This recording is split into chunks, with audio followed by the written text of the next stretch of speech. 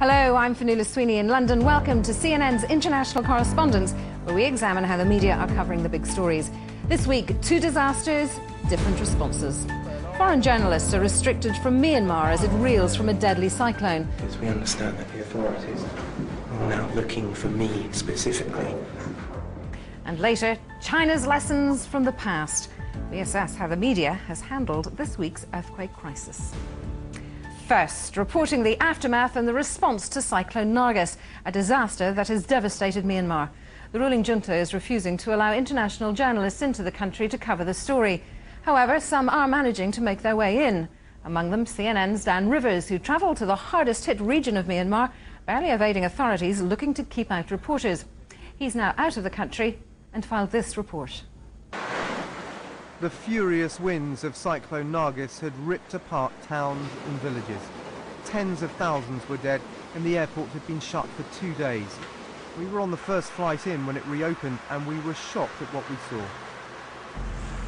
Yangon was choked with fallen trees. There were plenty of soldiers, but many seemed to be standing, doing nothing.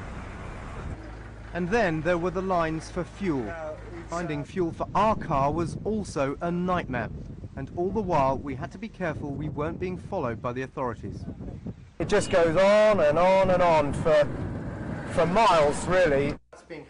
There was limited electricity and communications were fraught, but we were still managing to report on what was happening. We have to change hotels every day. Now my reports were on air, I was a marked man. They're having to sneak in and out of the hotel through the back stairs so that they don't know I'm here, because we understand that the authorities are now looking for me specifically. So, it's not good.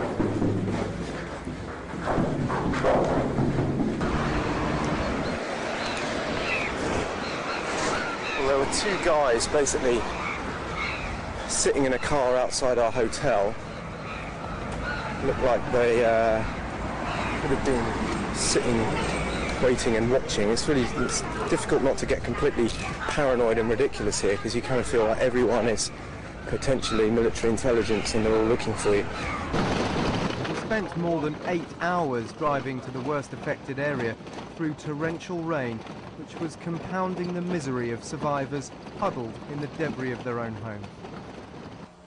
The roads are terrible. There are also numerous checkpoints. We're forced to find another way in. We finally managed to get to the heart of the Irrawaddy Delta, where the devastation was appalling. We'd narrowly avoided being arrested, and we were effectively on the run. Well, I almost got caught in the last town. The police had my photo and they took the rest of my team in and were questioning them and showing them my photo, and they were let go, and I caught up with them afterwards. We then drove down, we hit a checkpoint, we got turned around. We decided basically that we were going to get caught, so we pulled off the road. We've taken a boat up here, and we're now stuck in the middle of the Irrawaddy Delta with about 2 Snickers bars and a jerry can of fuel to last us.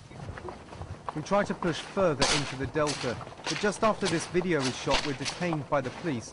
Somehow we talk our way out and decide it's time for me to leave. That was Dan Rivers reporting. Well, earlier I spoke to Dan in Bangkok about what it was like working as a foreign journalist inside Myanmar this time around.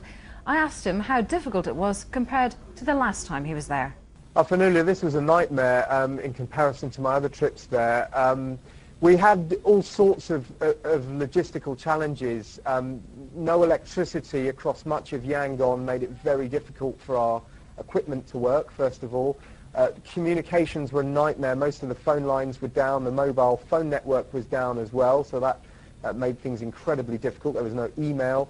There was no fuel as well for our cars to get around. We had to go out and buy fuel on the black market for $15 a gallon, and our poor drivers having to queue up half the night to get fuel. So all those kinds of practical sides of the story were incredibly difficult, as well as the fact that the military junta didn't want us in there, and they were actively trying to stop journalists like me from getting to the story and getting the story out. So it was really, really tough. Let me ask you, we were referring to you initially when you were in Myanmar this time as CNN correspondent, and then we began naming you. And was it at that point that you became very much a wanted man by the authorities? And in your opinion, would you have preferred not to have been named, or would it have made a difference given that we saw you on camera anyway from there?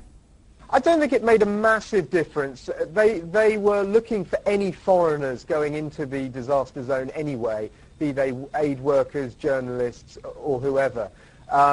We took a decision after about 24 hours to name me, to put my face on air, basically because we wanted my reports to have much more impact, so that I could, look down the barrel of the camera and tell people how bad it really was, and show people, lead them through it. And I think the problem with just doing a voiceover over picture, it does tend to wash over people. The viewers at home don't tend to concentrate as much. They see it, they kind of seen it all before. It's difficult to communicate as directly and effectively. If you've got someone standing there in the rubble telling you it's really bad, something needs to be done, it's a much more effective way of getting the story across. And that was a deliberate decision we took. It came with some risks, obviously.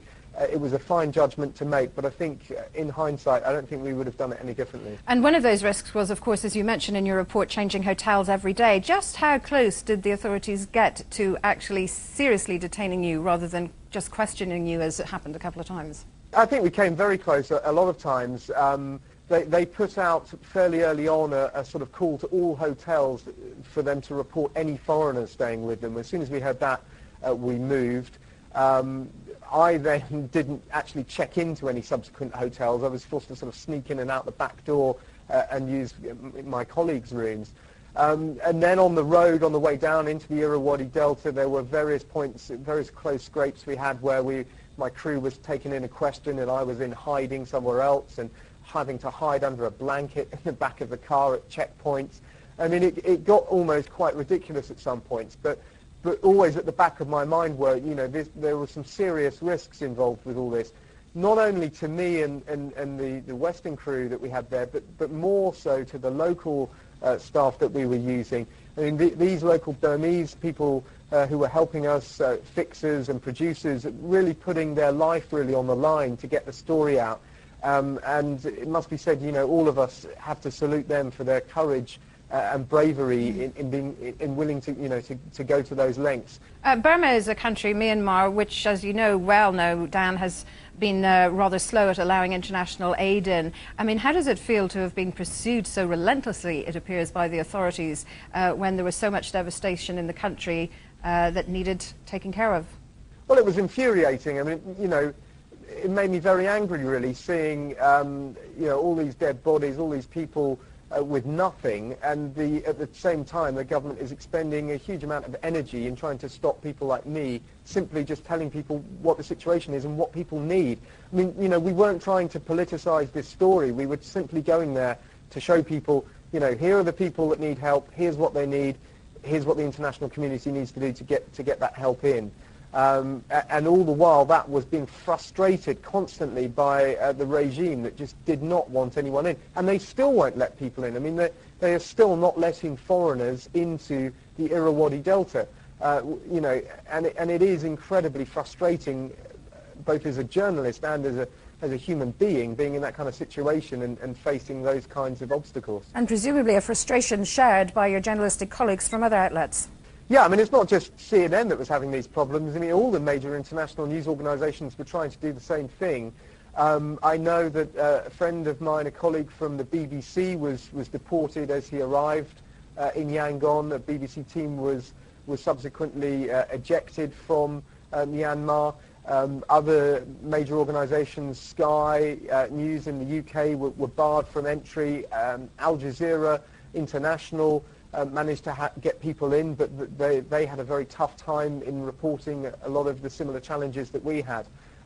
So, it's not just CNN that they're picking on. It's the entire international media was barred, really, was blocked from covering this story, a story which, is a massive humanitarian catastrophe that still getting worse, not better. You show in your report towards the end that it was decided by your team that it was best for you to leave the country, and presumably a sigh of relief as you crossed the border. Were there any difficulties there? There were, yeah. I mean, I managed to get through passport control, and no one said anything to me. I was quite surprised. I got through into actually sitting on the plane, thinking that I was home free, and then the flight attendant came up to me, sort of asked me to leave the plane because there was a problem with my passport, and I was sort of taken off the plane. The secret police were there. They searched everything. They were questioning me. In the end, they let me go and just sort of stamped deportee in my passport. But there was a sort of half an hour there where I was seriously wondering if I was ever going to get out of Burma, or if they were going to whisk me off to some, prison cell for interrogation. CNN's Dan Rivers there on his experiences reporting inside Myanmar. With access to information limited, how do the news outlets trying to get information into the country go about their job? We'll have that when we return.